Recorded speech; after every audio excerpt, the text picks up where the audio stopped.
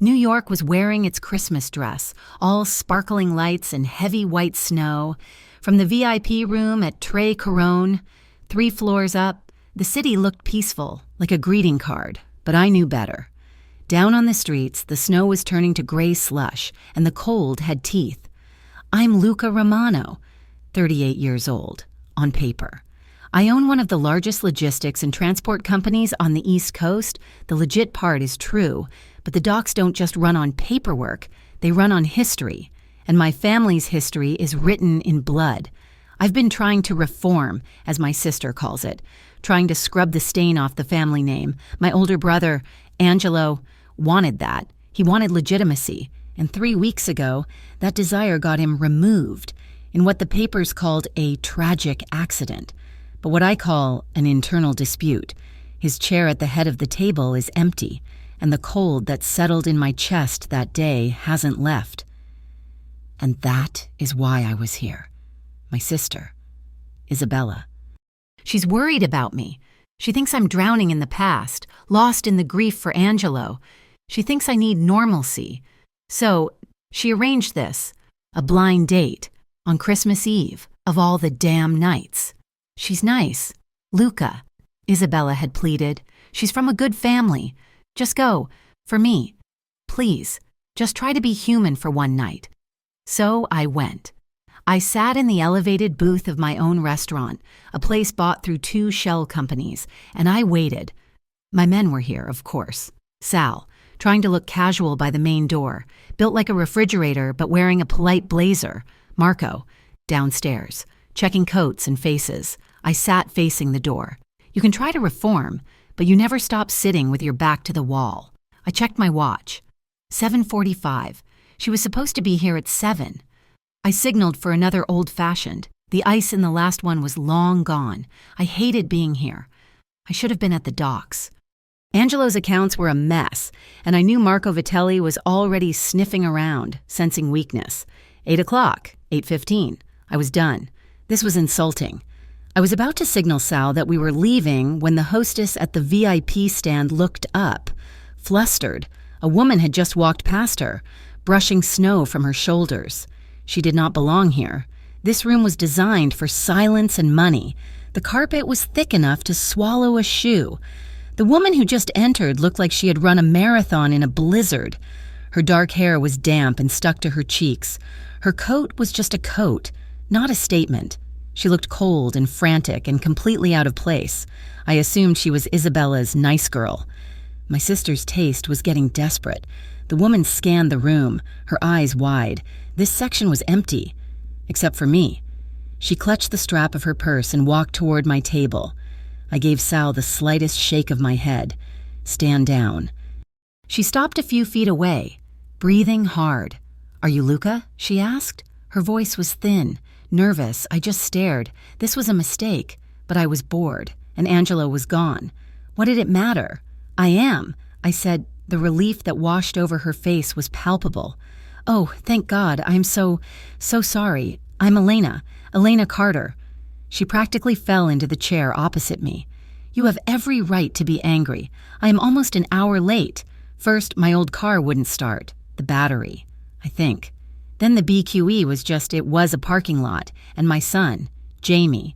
My sitter was late getting there. And Jamie has a fever. Just a small one, just over 99. But you know how it is. I couldn't just leave him until she got there. And she was rambling. It was real. There was no performance in it. She wasn't trying to sound fashionably late. She was genuinely mortified. You're here now, I said. Breathe. A waiter appeared, silent as a shadow. Oh, she said, looking at the menu like it was written in a foreign language. Just a water, please? I watched her. Isabella had said, good family. This woman looked like she was counting every penny to pay the sitter. She was 29, according to the outline, but she looked older in her exhaustion and younger in her sincerity. So, she said, folding her hands on the table, trying to compose herself. My friend Sarah, the one who set this up, she told me you work in shipping. I froze. My friend Sarah, not Isabella. I processed the information instantly. My sister had set me up on a blind date. This woman's friend. Sarah had set her up on a blind date, at the same restaurant, on the same night.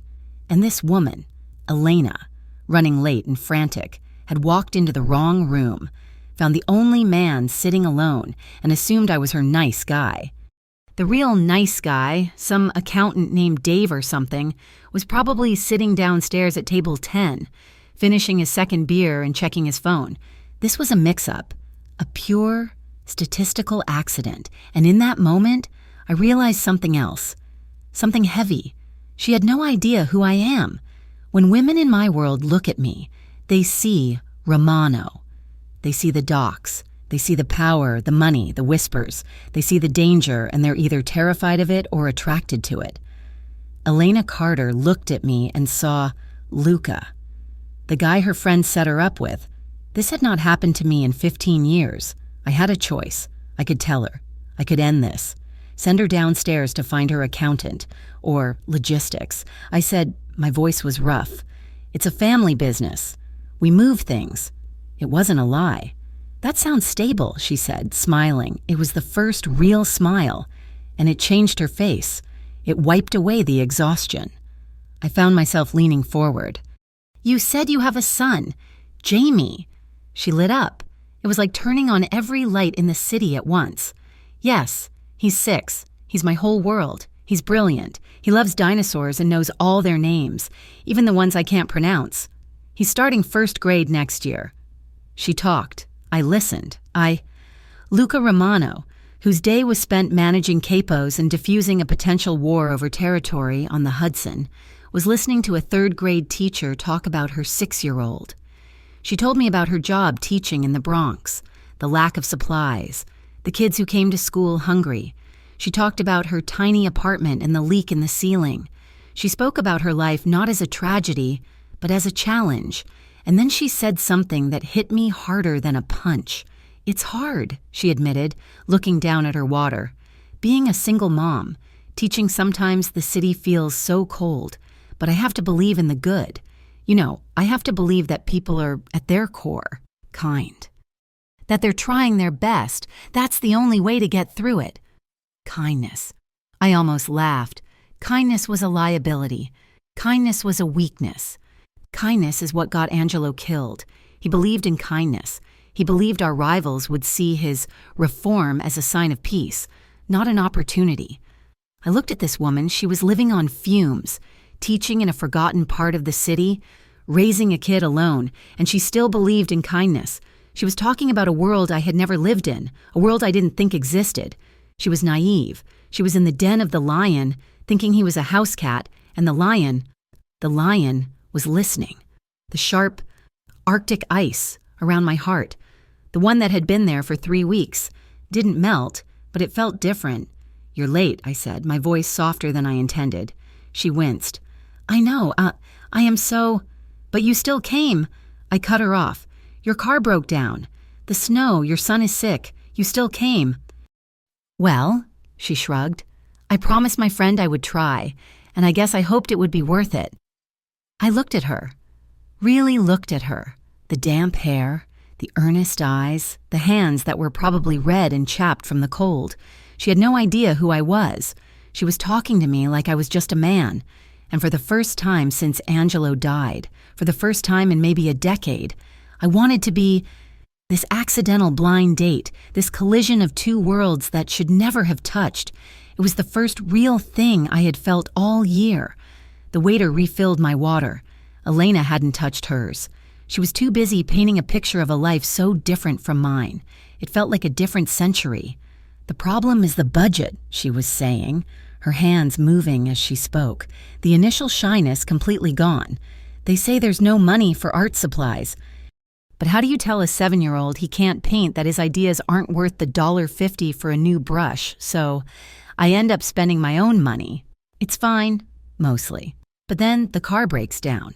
She laughed, a short, breathless sound. And then the car always breaks down. I watched the light catch the strands of her dark hair. She wasn't asking for pity. She was just stating facts. It was the same way I'd state that a container shipment was delayed at the port, a problem to be solved.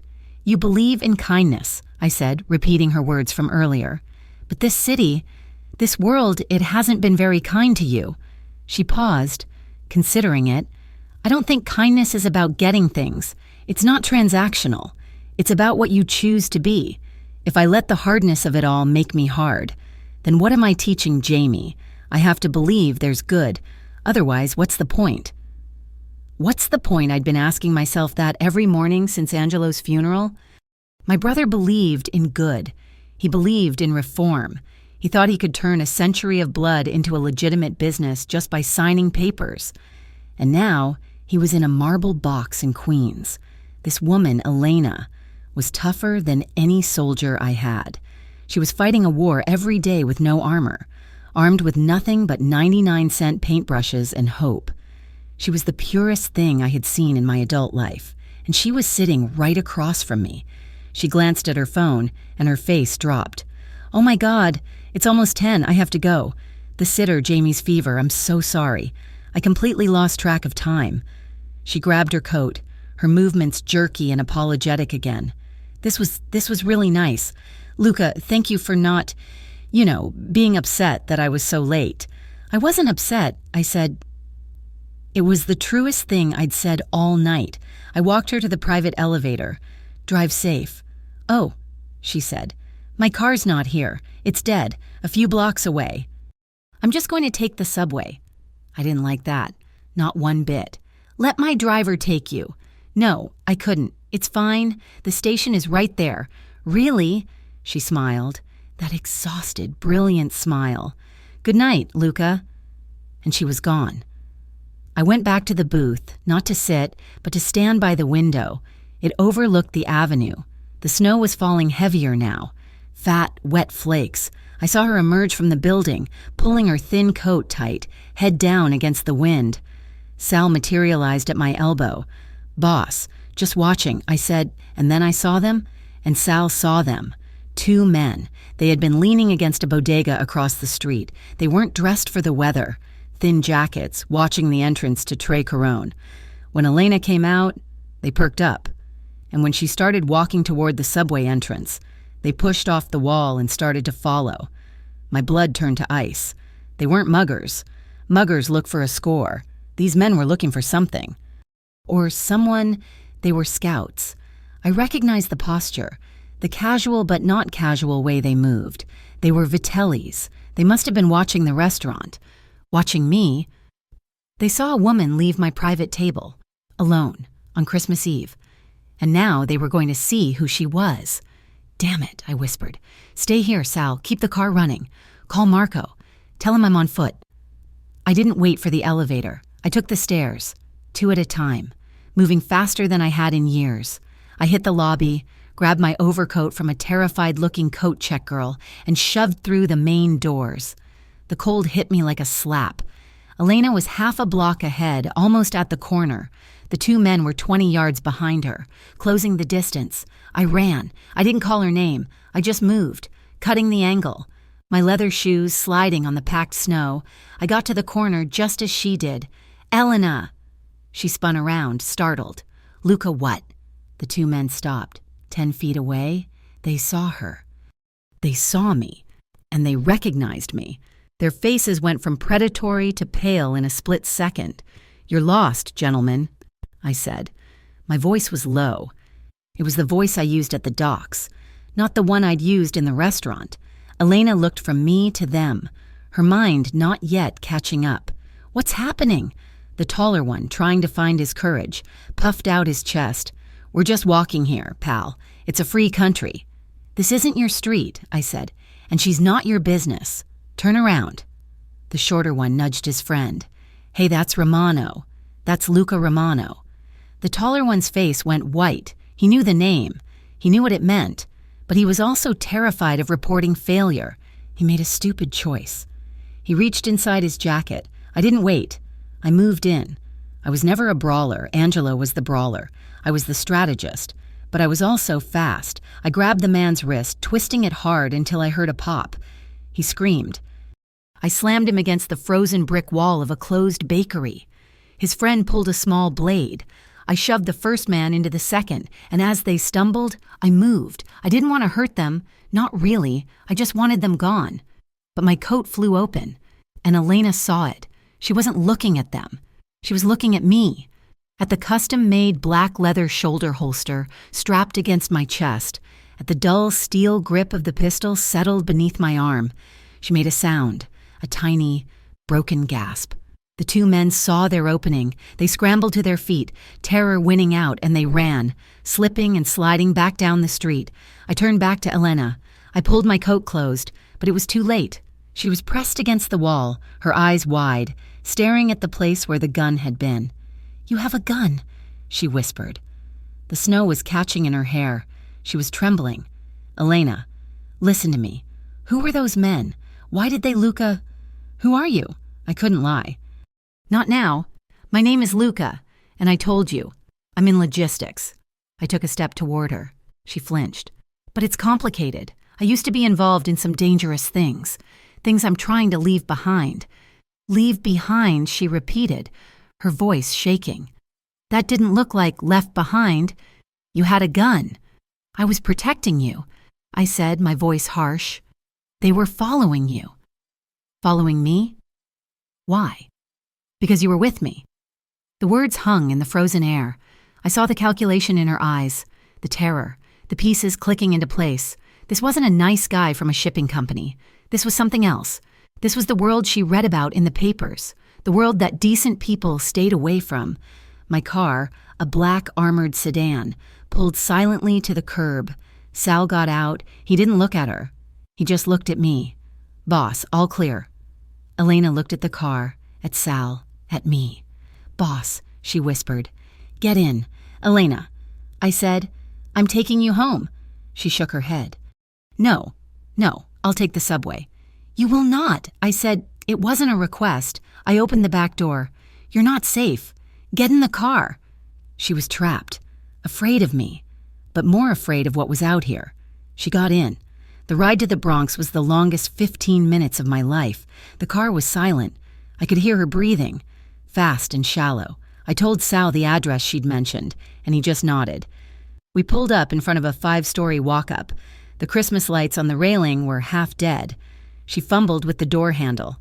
"Elena," I said. She stopped, but she wouldn't look at me. "I'm trying to get out," I said.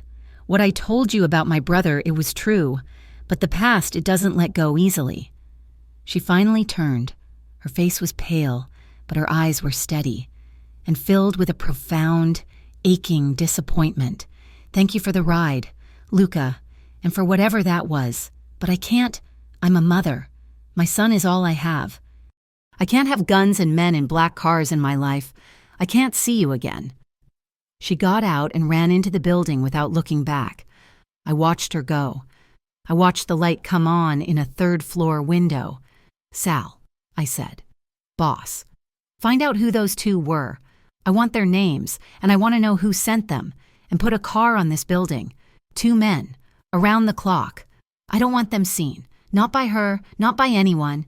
"Vitelli," Sal asked. "Who else?" For 3 days, I waited. Christmas came and went. A hollow, silent day.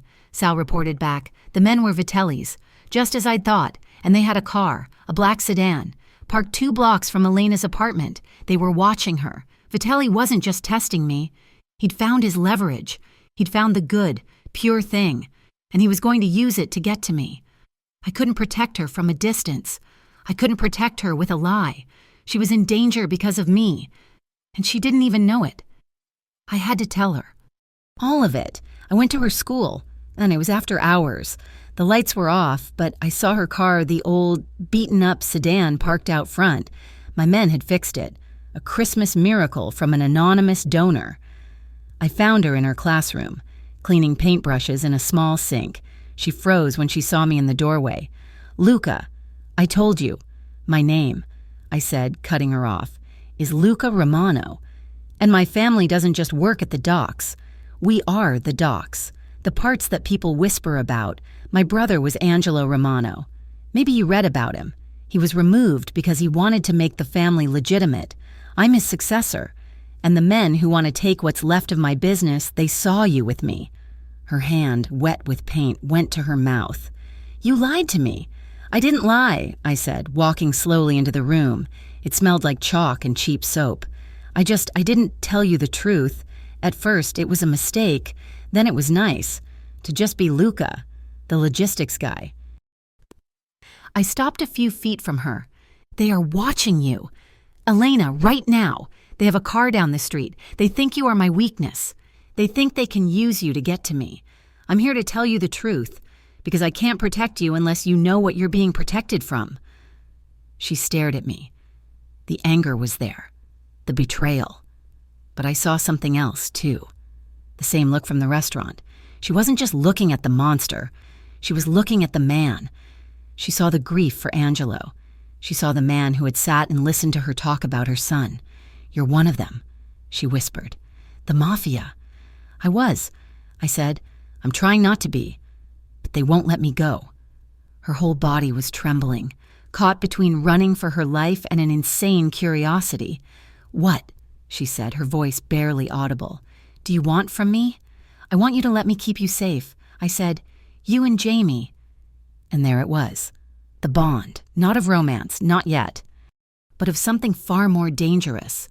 A secret, a connection, a collision of two worlds that were now terrifyingly stuck together. Elena didn't run. She stood there by the small sink, her knuckles white on the porcelain, the colorful, dirty water swirling down the drain.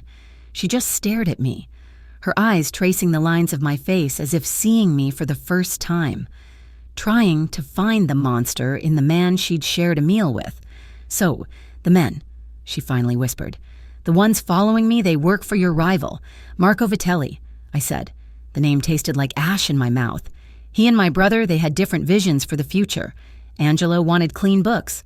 Marco preferred the old ways. He won the argument. I left the rest unsaid. The bullet, the funeral, the empty chair. And he thinks I'm your girlfriend." The word felt strange, intimate. "He thinks you matter to me. In our world, it's the same thing. It makes you a target. It makes Jamie a target." I saw the flash of pure, maternal fear. It was sharper than any blade. She took a step back, grabbing the edge of a small desk, the one covered in glitter and construction paper. "Get away from me," she said, her voice low and fierce. "Get away from my son. I don't care what you're trying to do, what you're trying to reform. You've painted a target on my child's back. Leave, now." "I can't," I said. "If I leave, you're unprotected. He'll know I've distanced myself, and he'll grab you to force my hand. Right now, the only thing keeping you safe is me. He's testing my defenses. As long as I'm close, his men will hang back." She looked trapped. I had brought the storm to her door, and now I was telling her I was the only shelter. "What do you want?" she asked. "I have men outside your building. They'll be invisible. I have a car following you. You won't see it, but I need to be closer. I need a reason to be here." I looked around the room, the peeling paint, the worn-out books, the list of snack donors on the whiteboard.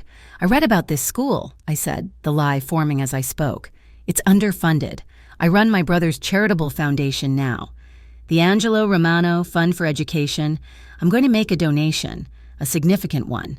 New computers, art supplies, a new roof, whatever you need, and I'll need to visit to oversee the project as a sponsor."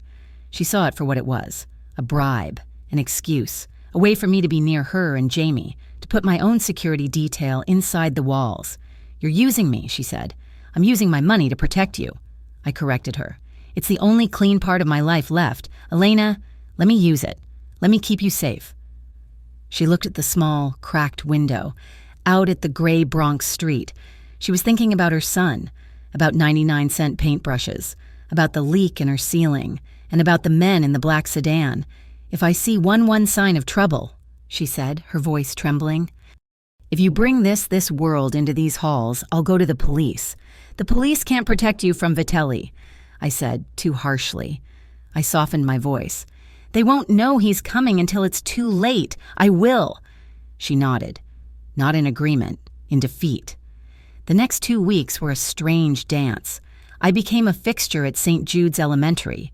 I was Mr. Romano, The nice man from the foundation. I'd stand in the back of her classroom, wearing a suit that cost more than her car, and watch her teach. I watched her handle a fight over a red crayon with the patience of a saint. I watched her kneel to tie a small shoe, and I watched Jamie. He was a bright kid, small for his age, with his mother's dark hair and watchful eyes. He didn't come to me. He'd just look from a distance. I kept my men, Sal and the others, in the hallways. They were security consultants, checking the fire exits and the structural integrity. The teachers loved it. They felt safe. They had no idea why they were suddenly so safe. Elena and I, we barely spoke. We'd exchange polite nods. Mr. Romano, Miss Carter. But the tension was so thick I could taste it. I'd see her in the break room, her hands wrapped around a cheap styrofoam cup of coffee, and the guilt would eat at me. I had dragged this pure, good person into my filth. But then, one afternoon, I was leaving the principal's office after finalizing a check for $50,000. Jamie was in the hallway, sitting on the floor, his head down. I stopped. "You okay, kid?" He looked up. He'd been crying. "I lost my dinosaur. The good one. The T-Rex. Connor said he'd mess it up if I brought it again." I knew Connor. A bully in the 2nd grade. I sat down on the floor next to him. The hallway was too hot. The suit was too tight. "Bullies are easy," I said. Jamie wiped his nose. "No, they're not. They're mean." "They're easy," I repeated. "You know what they are? They're scared. Scared they're not strong, so they push, they yell, they take things. But it's just noise. You're not scared, are you?" Jamie thought about it. "Sometimes." "That's okay," I said. "Being brave doesn't mean you're not scared. It means you are scared, and you do the right thing anyway. You go get your dinosaur." He looked at me. "Mom says you're helping the school." "I am." "Are you a good guy?" The question from a 6-year-old hit me right in the chest. "I'm trying, Jamie. I'm trying very hard." Elena came around the corner. She stopped, watching us on the floor. Her face was a complicated mask of fear and something else. Gratitude. She didn't say anything. She just watched as I stood up, helped Jamie to his feet, and nudged him toward his classroom. That night, the real world came crashing back. I was in my penthouse, the one Angelo had built, all glass and steel overlooking the East River. It was sterile, empty. Sal brought me a secure envelope, no markings. Inside was a small, digital video player. I pressed play. It was grainy, dark footage, shot from a car. It showed the front of Elena's apartment building, then it zoomed to her 3rd-floor window. She was visible, passing by, holding Jamie's hand, then the camera panned down, to the street, to one of my men, sitting in an unmarked car, pretending to read a newspaper. The footage cut, a new scene, a steakhouse I recognized, Marco Vitelli. He was smiling at the camera, swirling a glass of red wine. He raised the glass, as if in a toast. He didn't say a word. He didn't have to. The message was clear. "I see you. I see her. I see your men, and they can't protect her from me." The battle wasn't just for the docks anymore. He had found my weakness. He was going to use the child. I picked up my phone, a number I hadn't dialed in months. "Enzo," I said. "It's Luca. I know, but I need the old crew. Not for business. For protection, I need eyes on everything." I was breaking the promise I'd made to Angelo. I was calling them back. The men who didn't work in logistics. The men who specialized in problem removal. I was stepping back into the blood. But this time, it wasn't for territory. It wasn't for money. It was for a 6-year-old kid and his mother. I hid it from her. I had to. The next day at the school, I was just Mr. Romano. But I felt the change. The old coldness was back. The vigilance. I was leaving the school late. A snowstorm had blown in. Another one, I was checking the perimeter myself. One of Vitelli's scouts was parked 3 blocks down. Too bold. I walked up to the car. The kid inside, maybe 20, nearly jumped out of his skin. "Tell Marco," I said, tapping on his window, "that I'm not my brother. Tell him if he touches her, or the boy, this city won't be big enough for him to hide in." The kid sped off, sliding on the ice. When I got back to my car, my hand was bleeding. I'd gripped the door handle of his car so hard, a piece of old, Sharp chrome had sliced my palm open. I drove to her place. I don't know why. I just needed to see the light in her window. She was outside, fumbling with her keys and 2 bags of groceries. The wind was whipping her hair across her face. "Elena!" She jumped, startled. "Luca, you scared me." I took the bags from her. "Let me?" We walked up the 3 flights of stairs in silence. At her door, she took the bags, and the light from the hallway fell on my hand. She stopped. "You're bleeding." I looked down. Dark. Red blood was seeping through my glove, dripping onto the worn linoleum floor. "It's nothing," I said, pulling my hand back. "No." She grabbed my wrist. Her touch was electric. She pulled me inside her tiny apartment, into the kitchen. Jamie was asleep on the couch. She sat me at the small table, ran a cloth under warm water, and came back. She gently peeled the soaked leather glove from my hand. "The cut was deep.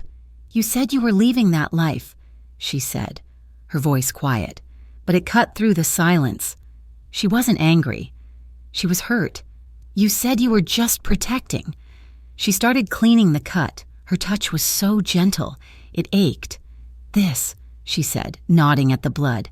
"This isn't protecting. This is it. Isn't it the world you said you were trying to escape?" I looked at her face. Inches from mine, the smell of her apartment like soap and cinnamon. "I can't leave it," I confessed. The truth, the real truth. I thought I could, for Angelo, but I can't. It won't let me go. She stopped dabbing at the wound. She looked into my eyes. "But," I said, my voice rough, "I can choose what I use it for. I can't make the darkness go away, Elena, but I can use it to keep your light safe. I can use it to protect you and Jamie. I can be the monster, so you don't have to." She held my gaze. She saw the killer I had been. She saw the man I wanted to be. And she saw the war raging between them. She wrapped a clean bandage around my hand, her fingers lingering on my skin. "What happens, Luca?" she whispered. "When the monster you're using is the one that destroys you and me." I didn't have an answer. I just covered her hand with my good one. And in that tiny, warm kitchen, surrounded by a 6-year-old's drawings and the smell of a cheap dinner, the 2 worlds finally, truly collided. It wasn't just fear anymore. It was something else, a dangerous, fragile, terrifying trust. The call came at 2:15 in the afternoon. I was in my downtown office, staring at a shipping manifest, but my mind was in the Bronx. Sal burst in without knocking, his face the color of wet cement. "Boss, the school." I was on my feet before he finished. "What?" "The kid, Jamie, he's gone." The world went silent. The sounds of the city, the ticking clock, my own breathing, it all just stopped. "What do you mean, gone?" "Elena went to pick him up. The teacher said a man came, a new driver, said he was working for you. He used your name, Luca. They let him take the kid." I felt the blood drain from my face, replaced by something hot and black. It was a rage I hadn't felt in years. Not since Angelo. This was different. This was primal. "Get Enzo," I whispered. "Get everyone. I want every man we have on the street in the next 10 minutes. Find me Marco Vitelli. Find me that child." My phone buzzed on the desk. A blocked number. I snatched it up. "Romano, I see I finally have your full attention." Marco's voice slithered through the speaker. He sounded calm, amused. "He's a bright kid, looks just like his mother." I closed my eyes. I pictured Jamie, his small hands, the way he looked at me in the hall. If you touch him, Marco, spare me the tough guy act. Luca, you're the one who went soft. A school teacher. You really are your brother's, brother." He laughed. "You know what I want? The old ledgers. Your father's real books, the ones Angelo was too stupid to burn and you were too sentimental to." He was right. I had them. The key to every offshore account, every consulting fee, every ounce of leverage our family had held for 30 years. "Where?" I growled. "Brooklyn Bridge, midnight, the center pedestrian walkway. You, the books, I get them. You get the boy. Come with anyone. Come with a wire. Come with anything but the ledgers, and the kid takes a swim in the East River. It's a long way down. Luca." He hung up. I threw the phone against the wall. It shattered. By 6 o'clock, my penthouse was a war room. Enzo, Rico, a dozen of my father's most loyal soldiers men I had put on ice were there. They were armed. They were ready. The air was thick with the smell of wet wool and steel. "He wants the bridge," I said, pointing to a map. "We won't give him the bridge. We take it. Rico, you're on the Brooklyn side. Enzo, Manhattan. I want shooters on the towers. When I give the signal, you light up his car. No one leaves that bridge but me and the boy." "And Vitelli?" Enzo asked, his hand on his sidearm. "He's mine," I said. Then the elevator doors opened. It was Elena. She must have used the private code I'd given her for emergencies. Her face was broken. It was a mask of sheer, unimaginable terror. Her eyes were red, swollen. She had been crying for hours. But when she saw the men, the guns, the map, the terror was replaced by a new kind of horror. What are you doing?" she whispered, walking into the center of the room. The men went silent. They looked away, uncomfortable. "I'm getting him back, Elena. With this," she gestured to the small arsenal on my dining table. "With a war, you're going to start a war in the middle of the city. I'm going to end one," I said, my voice flat and cold. She walked right up to me. She didn't care about the men. She didn't care about the guns. She put her hands on my chest. They were freezing. "Please," she begged, her voice cracking. "Please, Luca, not like this. He has your son, Elena, and you're going to get him back by becoming him, by becoming the monster." Tears were streaming down her face now, but she wasn't sobbing. She was fighting. "What happens when you do it? When you end him? What happens when Jamie sees that? When he sees the man who saved him is a killer? You'll save his life, Luca, but you'll break his soul, and mine, and yours. Please, there has to be another way." I looked into her eyes, the eyes that believed in kindness, the eyes that had seen the gun under my arm and hadn't run. She was right. She was right, and it infuriated me. Because she didn't understand, in my world, you met violence with more violence. That was the only way. But I looked at Jamie's face in my mind, the kid who asked me if I was a good guy. I closed my eyes.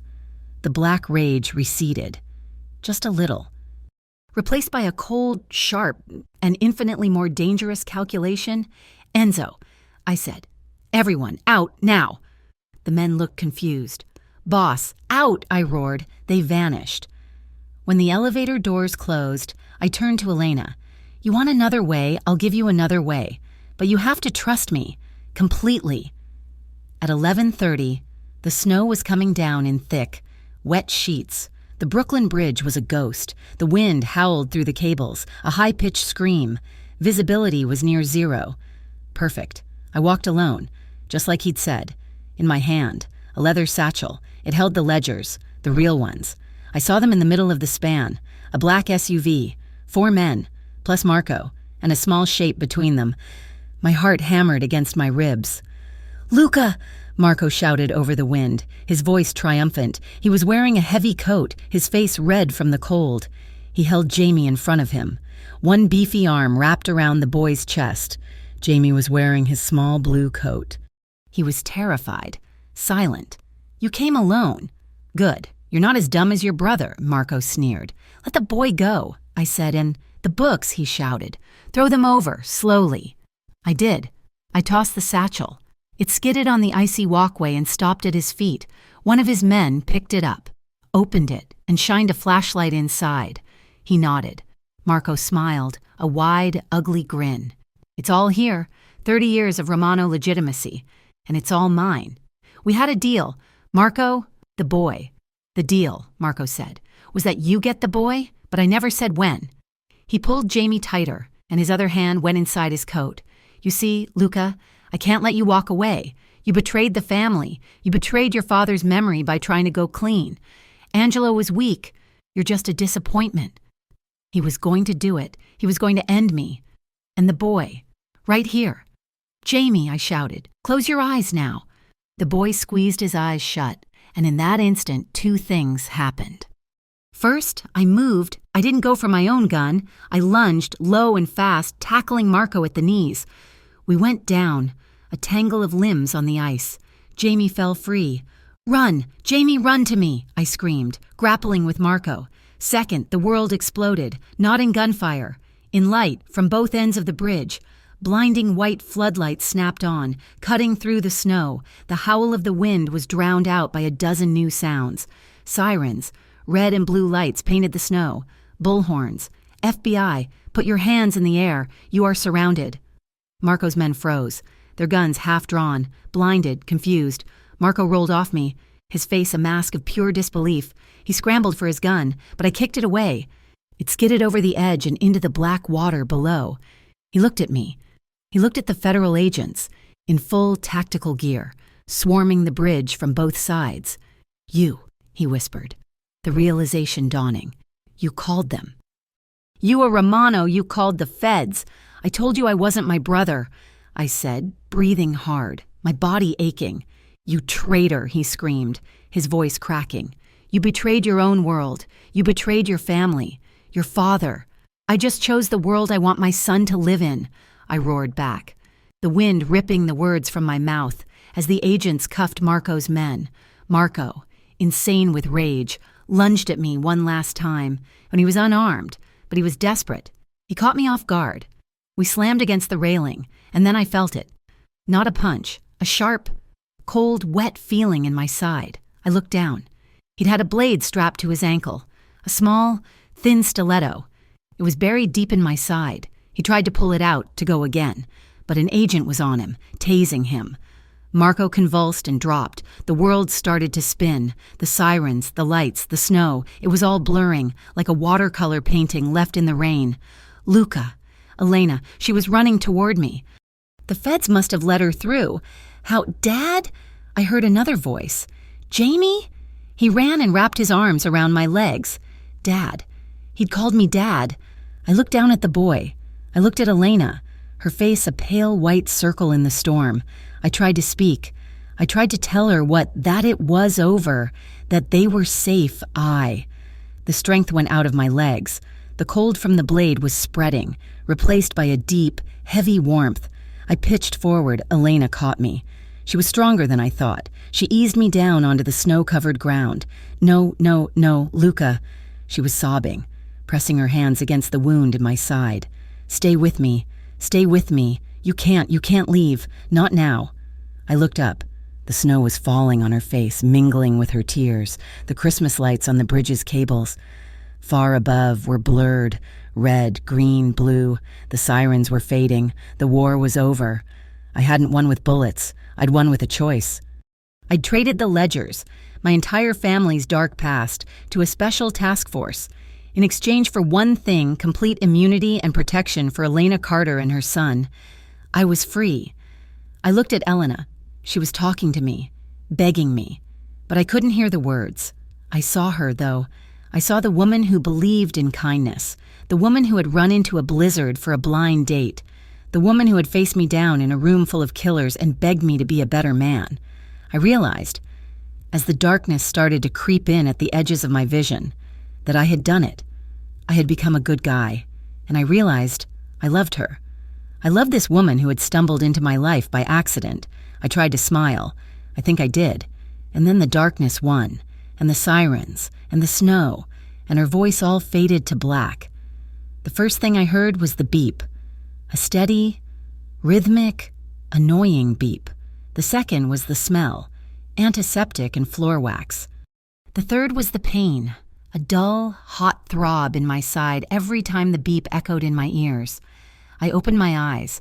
The light was gray, the color of a New York winter sky, coming through a dirty window. The room was beige. Everything in it was beige, except for the man sitting in the corner. He wasn't Sal. He wasn't Enzo. He was wearing a cheap suit, and he had the patient, bored look of a cop. "Mr. Romano," he said, standing up. "Welcome back. You've been out for about 36 hours. I tried to sit up. A white-hot poker stabbed me in the ribs, and I fell back with a gasp. "Easy," the man said. "That blade missed your kidney by about half an inch. You were lucky." "Where?" My voice was a dry rasp.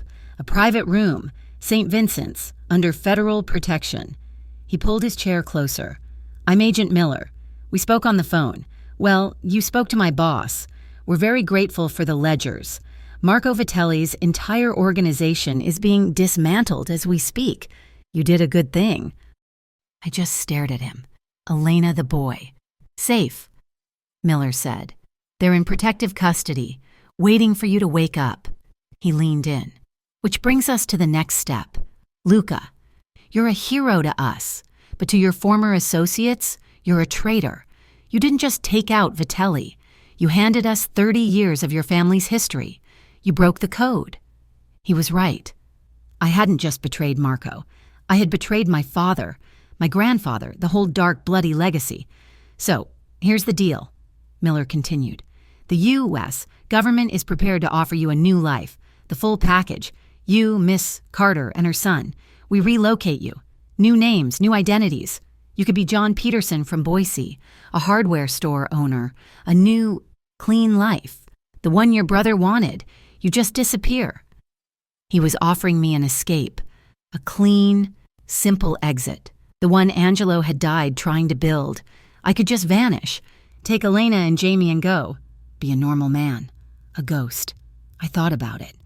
I really did. For about 10 seconds, I pictured a hardware store. I pictured a small house with a white picket fence. It was the American dream, and it felt like the biggest lie of all. Angelo didn't want to erase the name Romano. He wanted to clean it. "No," I rasped. Miller blinked. "No, son. You don't understand. The old guard, the commission, they won't send amateurs like Vitelli. They will send professionals. You will be hunted for the rest of your life." "No," I said again, my voice a little stronger. "No new name. No disappearing." Miller sighed, frustrated. He stood up. "Think about it. I'll be outside." He left. The door clicked shut. The room was silent. Just the beep, beep, beep of my heart. The door opened again. It wasn't Miller. It was Elena. Her face was pale. She had dark circles under her eyes. She was wearing the same clothes from the bridge. Or maybe she'd gone home and changed, I couldn't tell. She just looked shattered. She walked slowly to the bed, as if she was afraid I was a mirage. "Luca," she whispered. "Hey." I managed. She touched my hand, the one without the IV. Her fingers were cold, and then the dam broke. The tears she'd been holding back just fell. She didn't sob. She just cried, silently, her shoulders shaking. I thought you were," she whispered. "I'm hard to get rid of," I said. She sat in the chair Miller had left, never letting go of my hand. "The agent, the man outside, he told me about everything, the ledgers, how you traded it all. For us. It was the only way," I said. "The only way to end it. To keep you both safe. He told me about their offer, too," she said, her voice small. "The new names, a new life, somewhere safe." I watched her face. I saw the hope in her eyes, the hope for a normal life, the one she deserved, the one I had almost destroyed. "I can't take it, Elena," I said. Her head snapped up. The hope vanished, replaced by a confusion so deep it hurt to see. "What, Luca? Why, it's an escape. It's freedom. You would be safe. Jamie would be safe. We could be normal." "It's not freedom," I said, my voice finding its strength.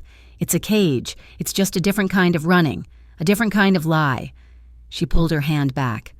Her eyes, still wet, flashed with something not anger, disappointment, the same disappointment I'd seen in her eyes on the street in the Bronx. "So you'll run again?" she asked, her voice cracking. "Just in a different way. You'll stay here. You'll stay Luca Romano and wait for them to come. You'll just bring that world right back to us, after everything we just did to escape it." "No," I said. I grabbed her hand. "No, I'm not running, and I'm not fighting. I'm finishing it." I fumbled for the call button. Miller came back in, looking wary. "Get me my lawyer," I said, "and I need a notary. Now." Miller looked at Elena, then at me. "For what? I'm not going into witness protection," I said, "but I'm also not keeping a dime. Every asset I have, the legitimate ones. The transport company, the real estate, everything Angelo and I built, I'm liquidating it. And all the other money, the accounts the feds don't even know about, the ones Marco didn't get, I'm giving it all away." Elena stared at me, her mouth open. "I want a foundation," I said. The idea forming, whole and perfect. I'm endowing a fund, the Jamie Carter Fund, for underprivileged kids, education, art supplies, whatever they need, all of it. Every last dirty dollar my father and his father ever made, it all gets washed. It all goes back. Miller was stunned. Romano, that's hundreds of millions. The old families, they will see that as the ultimate betrayal. You're not just a traitor. You're an apostate. You're spitting on their whole religion. They won't just hunt you. They'll make an example of you. Let them, I said. I'm not going to be John Peterson from Boise. I'm going to be Luca Romano, the man who gave it all back. I'm going to be the man my brother wanted to be. The man he... I nodded toward the door, toward where I knew Jamie was. Called Dad. Miller left, shaking his head. I was left alone with Elena. The room was thick with the weight of my decision. I was a dead man walking. Luca, she started. You have to leave me, I said, cutting her off. It was the hardest sentence I'd ever said. You have to. Take Jamie. Take the Fed's offer, disappear, be safe, forget me. I've put you in more danger. Not less. I'm a target. I can't have you standing next to me when they finally find me. She was silent for a long time. She just looked at my bandaged hand, the one she had cleaned in her kitchen. Then she looked at the bandages on my side. Then she stood up. She leaned over the bed. And she kissed me. It wasn't like in the movies. It wasn't passionate. It was desperate and final. It was a kiss that tasted like salt and antiseptic and fear. It was a promise. She pulled back. Her eyes were clear. The fear was gone. I'm a third-grade teacher. Luca, she said, her voice steady. I spend all day trying to teach children that the right choice is almost always the hardest one, that you don't run from bullies, that you face the world with kindness. Even when it's hard, she touched my face. No one is perfect, she whispered. God knows I'm not, and you are the most imperfect man I have ever met, but you just set yourself on fire to keep the world warm. You chose the right thing, the hardest thing. She took a deep breath. And that's why I choose you. I'm not leaving. I'm not running. I'm not taking my son away from the only man who's ever been a father to him. We go together. Wherever that is, we'll just be quiet. But we'll be together. Tears streamed down my face. I hadn't cried since Angelo's funeral. I didn't even know I didn't know what to say. I just held her hand. The next 24 hours were a blur. Lawyers, agents, signatures. My entire life, my father's entire life, signed away on a stack of documents. Then it was over. It was Christmas Eve. The hospital, under pressure from Miller, was discharging me. We didn't leave in an armored sedan. We left in a simple, anonymous blue car, driven by a federal agent. It was snowing. Again, a thick, clean blanket, covering the city's grime. I was bruised. I was broke. I was in more pain than I had ever been. I had no home. I had no name. Not really. I was just Luca. Jamie was in the back seat, asleep, his head in Elena's lap. She looked out the window as we crossed the bridge, leaving Manhattan behind. The city lights were blurred by the storm. It's beautiful, she whispered. I just looked at her. The blind date, the mix-up, the snowstorm. It had all been an accident. A miracle that had come so late. I'd stopped believing they existed, but it was real. I was alive, and I was free. The snow in Vermont is different. In New York, snow was an adversary. It was a problem for my trucks, a gray slush on the streets, an excuse for a delay. It was cold, and it covered up the city's filth for an hour or two before becoming part of it. Here, in this small town just north of Burlington, the snow is quiet. It just falls. It covers the world in a clean, white blanket, and it stays that way. It's been 1 year since the bridge, 1 year since I bled out on the ice, 1 year since I signed away an empire built on shadows. My new office smells like old paper, coffee grounds, and wood smoke. I own a bookstore. It's ridiculous. When I think about it, Luca Romano, the man who used to control the flow of 90% of the illicit goods on the East Coast, now spends his days recommending mystery novels to old ladies. The store isn't much. It's called Worth Waiting for Books Coffee. It was Elena's idea. a small, private joke between us that became our new reality. It's more of a local library than a business. We barely make a profit, but we're not in it for the profit. The front door opens, bringing a gust of cold air and a small boy. Mr. Luca. I look up from the accounts book. It's David, one of the local kids. Hey, David, you finished that book I gave you? Yeah, he says, stamping snow off his boots. It was okay. The dragon was cool, but I got stuck on the long words. The long words are where they hide the best secrets, I say. Standing up, the scar in my side, just above my hip, pulls tight. It always does when the temperature drops below 20. It's a good reminder. Come on, let's see if we can find them. I spend the next hour with him in the children's section, sounding out words, me, a man who used to break men for mispronouncing a name. Now, I'm teaching a 7-year-old how to read adventure. This is my life now. It's small, it's quiet, and it's real. I close the shop at 5, the sky already a deep, bruised purple. I walk the 4 blocks to our apartment. We rent the top floor of an old Victorian house. It's drafty, and the pipes make noise, but it's home. I open the door, and the smell of roasting chicken and garlic hits me. Elena is in the kitchen, her hair tied up, a smudge of flour on her cheek. She's humming. She took a job at the local elementary school, working with special needs kids, the ones everyone else gives up on. She's a natural. Hey, I say, wrapping my arms around her from behind. She leans back against my chest. Hey, yourself. Hard day at the office. Brutal, I say, kissing her neck. Had a tough negotiation with a second grader over the price of a used paperback. He cleaned me out. She laughs. It's the sound I live for. Jamie's in his room, struggling with math. He's being quiet. Go see. I walk down the short hall. The door is open. Jamie, 7 now, is lying on his stomach on the floor, pencil in hand, staring at a worksheet like it personally offended him. This is stupid, he announces to the carpet. Math isn't stupid, I say, leaning against the door frame. It's just particular. He looks up. Dad, I don't get it. Why do I have to borrow? It's not my number. Why can't the 7 just be a 17? Dad. He'd screamed it on the bridge, a word born of pure terror. But in the months that followed, it became something else. It became normal. It became mine. The first time he said it just like this. Casual and complaining over homework, my knees almost buckled. It's a title, a name, the only one I care about anymore. Because, I say, sitting on the floor next to him, you have to follow the rules. Come on, let's look at it. We aren't rich. The hundreds of millions, every last dirty cent is gone. It's in the Jamie Carter Fund, building schools in the Bronx, buying art supplies, paying for teachers like Elena. All I kept was enough to start over.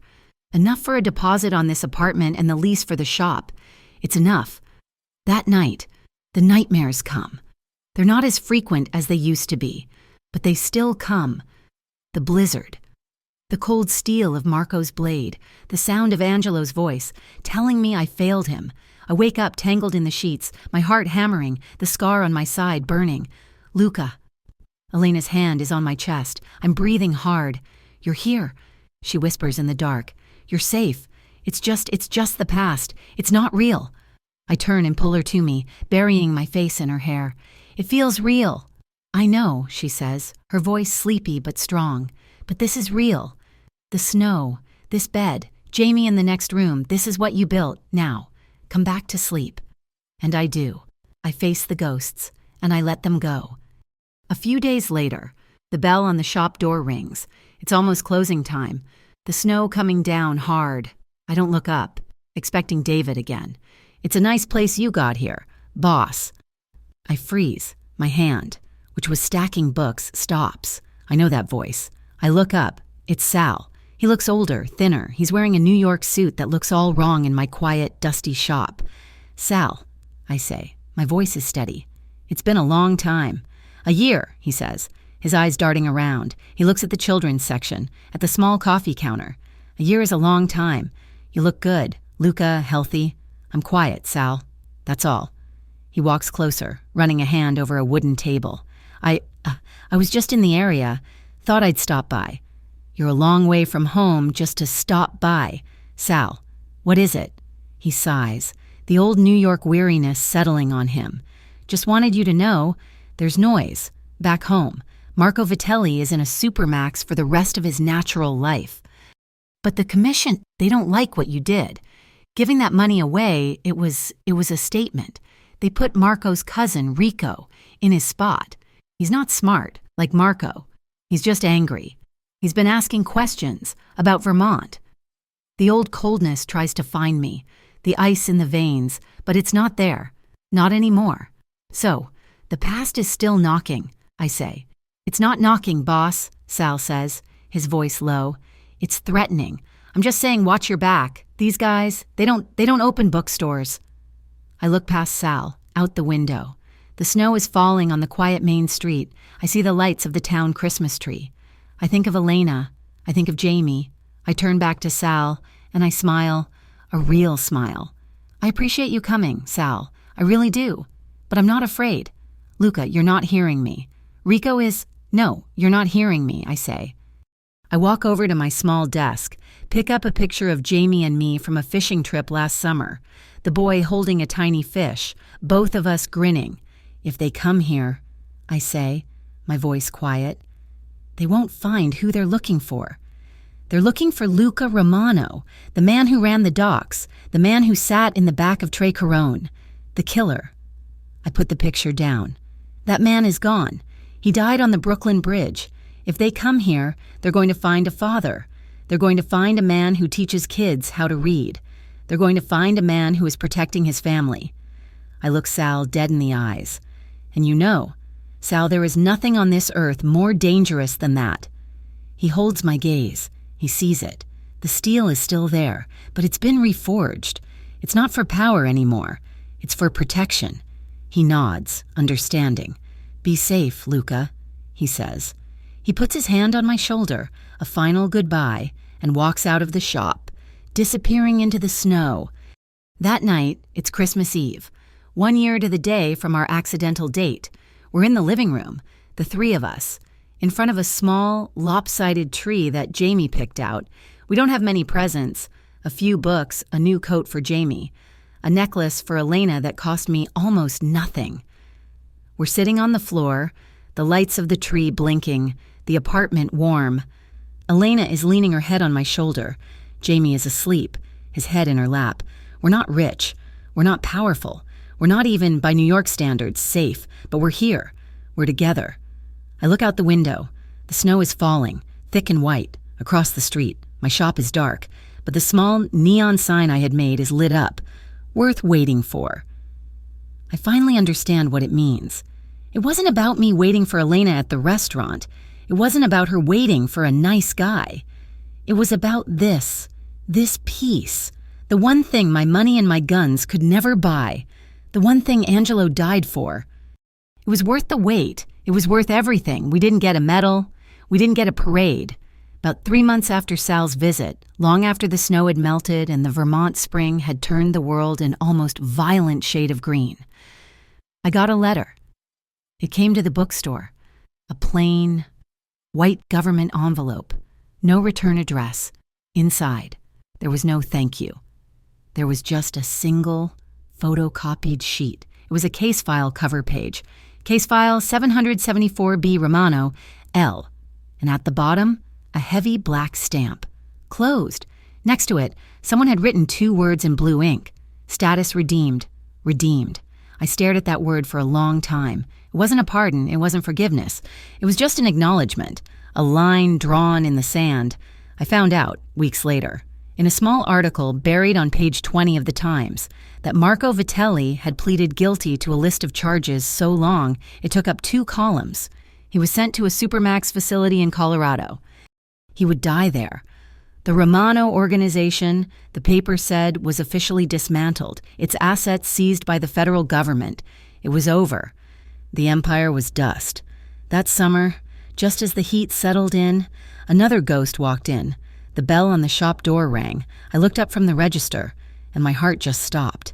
It was Isabella, my sister. She hadn't seen me since that night, a lifetime ago, when I'd stormed out of the restaurant to go on her nice blind date. She stood in the doorway of my dusty, quiet bookstore, wearing a white linen dress that probably cost more than my month's rent. She looked lost. "Luca," she whispered. I just nodded. I couldn't speak. "What do you say to the sister whose family you dismantled?" She walked inside, slowly. Her eyes took in everything.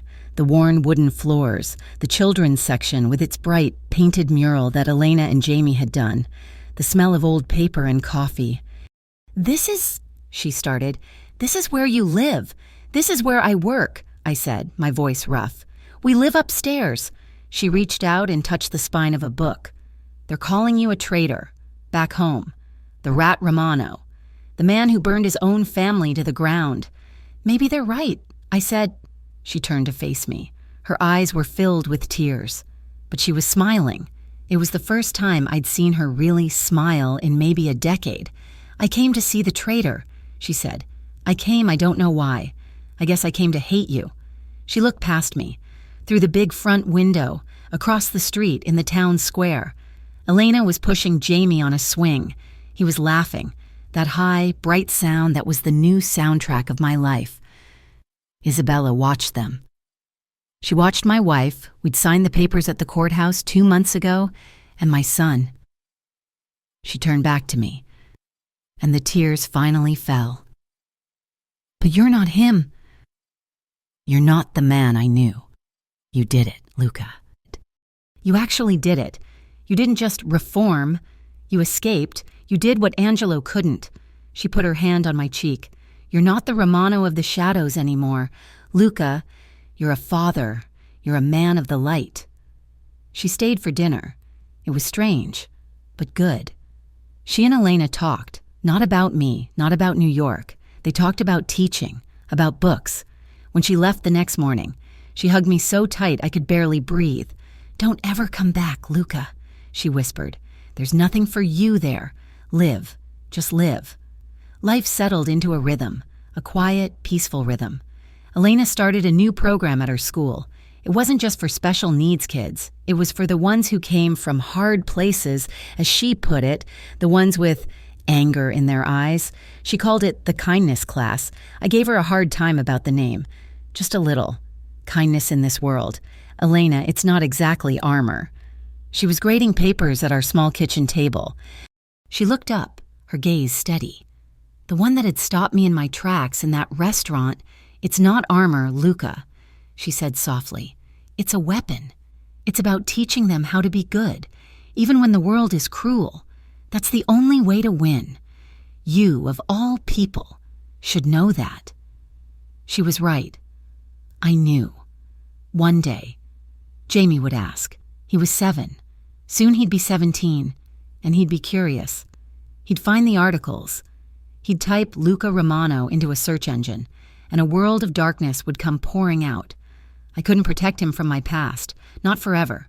So, one night, late, after the shop was closed and the snow had begun to fall again, I sat down, I took out a pen and a blank journal. I started to write him a letter, one he wouldn't read for another 10 years. Jamie. I wrote. "By the time you read this, you'll have questions. You'll know my name, the one I had before I was your dad.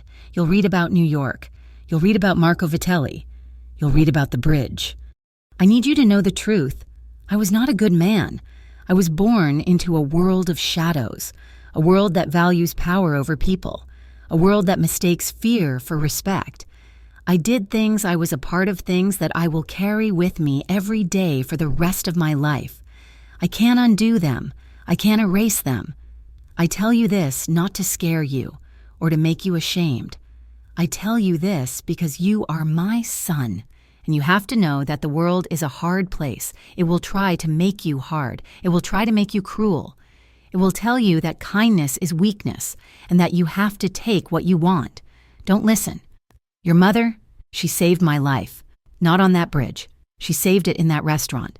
She walked in, late and scared, and she believed in goodness. She taught me that kindness isn't a weakness. It's the strongest thing in the world. It's the hardest choice, and it's the only one that matters. I spent my whole life fighting for things that didn't matter. Money, territory, pride. The only fight that ever meant anything was the fight for you. Don't ever be afraid to fight, son. But know what you're fighting for. You don't fight for pride. You don't fight for anger. Sometimes you have to fight to protect the good, gentle things in this world. That's the only war worth fighting. Winter came again. Deep and cold. Jamie was 8. The snow was piled 3 feet high on the sides of the empty access road. I pulled my old truck over. You ready? His eyes went wide. For real, for real. I put him on my lap, behind the wheel. His small, gloved hands gripped the top of the wheel. My hands covered his. I worked the pedals. He steered. It's shaky. Dad, he yelled, laughing as the truck's back end fishtailed a little on the packed snow. It's supposed to be shaky, I said, my voice rough. That's how you know you're moving. Just keep your eyes up. Look where you want to go. Not at the snow right in front of you. Look at the road. The truck was old. The heater barely worked, but inside that cab, with his small, warm body pressed against mine, his laughter filling the cold air, it was the safest I had ever been. That night, I closed the shop. Elena and Jamie met me on the sidewalk. Jamie was vibrating, talking a mile a minute about how he drove the truck. He's 8. Luca, Elena said, trying to look stern, but her eyes were smiling. He's a natural, I said, putting my arm around her, pulling her close. We stood there for a minute, the 3 of us. The snow was falling, soft and silent, catching in her hair, dusting Jamie's shoulders. The whole town was quiet. I looked across the street at my little shop, the sign I'd hung, the one that started as a joke. It was glowing, a warm light against the blue twilight, worth waiting for. I thought about that night, 2 years ago, the blind date, the mistake, the woman who had run into my life an hour late, freezing cold and full of a naive belief in kindness. Sometimes, love doesn't arrive on time. Sometimes, it shows up at the wrong place, in the wrong world, in the middle of a war. But if you're brave enough to see it, if you dare to wait for, it doesn't just change you, it fixes everything. Thank you for listening to my story. I'd love to know where you're listening from, so please leave a comment below. Share your thoughts and let's connect. Don't forget to subscribe to Mafia Boss Stories. Like this video, and if you enjoyed this journey, please hit that hype button. It helps more people find this story.